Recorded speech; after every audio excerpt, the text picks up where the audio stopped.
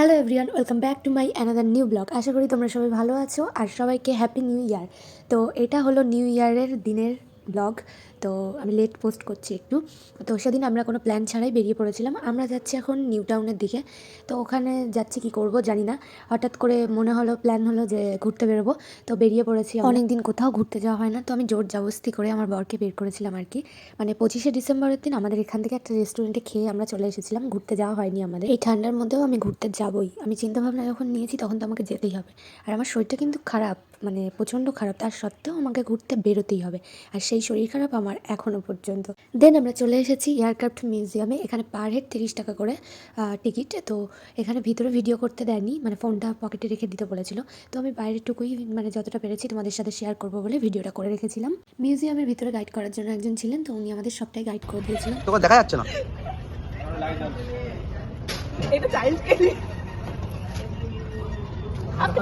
নামেই বড় হয়েছি, বাচ্চাদের মতো আচরণ আমার চলেই আসে। এটা কিন্তু আমার দোষ না, চলে আসলে কি করবো বলো। তারপরে আমি এখানে খাওয়ার জন্য মোমো নিয়ে নিলাম। আর যেহেতু আমি মোমো লাভার, তো অন্যদিকে আমার চোখ তো যাবেই না, তোমরা তো জানোই। হ্যালো গাইস, আমরা মোমো খাচ্ছি, তোমরা কি খাবে না দেবো না এটাই বলবো। কত বড় হা করে খেলো। কালকে অফিসে যাবো, কাল অফিসে মিটিং আছে। আমি কলকাতায় যাচ্ছি। আমি এগুলো খাবো। তুমি খাও তুমি খাও তুমি খাও তুমি খাও। অনেক বড় হা হয়ে গেল, একটা ভিডিও করেছি।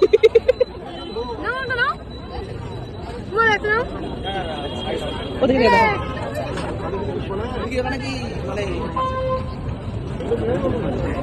মুখ করে খা। কত যাচ্ছি চলে না, খাবে খাবে না খাবে যাও।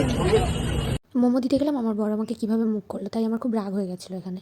তো তারপরে আমি খুব কান্নাকাটি করছিলাম এই ঝিকিমিকি বেলুনগুলো কেনার জন্য, কিন্তু আমাকে কিনে দিল না। আমাকে বললে বড় হয়েছে, কোনো লজ্জা শরম নেই, এই বেলুনটা তো বাচ্চাদের, বাচ্চারা নিয়ে ঘুরবে, তোমার 25 বছর বয়স হয়ে গেছে, তুমি এই বেলুন নিয়ে কী করবে। মনের কষ্ট মনে রেখে দিয়ে মুখে হাসি নিয়ে আমি মনকে বোঝাতে লাগলাম, না সত্যি আমি বড় হয়েছি, তো কী করা যাবে, ঘুরতে যখন এসেছি মন খারাপ করে তো লাভ নেই। তারপর হঠাৎ করে মনে হলো না, রাত হয়েছে, বাড়িতে আমাদেরকে যেতে হবে, ঠান্ডাও পড়েছে অনেকটা। তো বাইকটাকে ইউটার্ন করে ওখান থেকে আমরা সোজা এবার বাড়ির দিকে যাব মনে করতে করতেই আমার মনে হলো না, আমি তো শুধু মোমো খেয়েছি আর কিচ্ছু খাইনি। তো ওরা রোল খেয়েছিল আর আমি খেয়েছিলাম মোমো। তো এখান থেকে আমরা বিরিয়ানি নিয়ে তারপর বাড়িতে গিয়ে খাবো।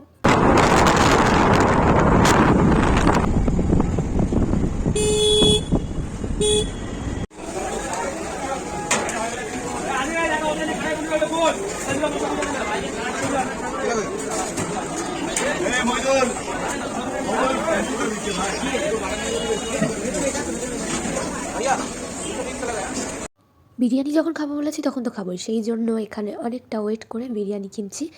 একটা নতুন হাঁড়ি ওপেন করে আমাকে বিরিয়ানিটা দিল, মানে অন্য হাঁড়ি শেষ হয়ে গেছিলো আর কি। আর আমার বর এখানে বলছিল তোমার ভাগ্যটা ভালো, একেবারে নতুন হাঁড়ি থেকে ফার্স্ট বিরিয়ানিটা তোমাকে দিচ্ছে। বললাম হ্যাঁ, আমি যেখানেই যাই সেখানেই সব কিছু ভালো ভালো হয়। তো চলো, অনেক বকবক করলাম, এবার বাড়ির দিকে যাওয়া যাক।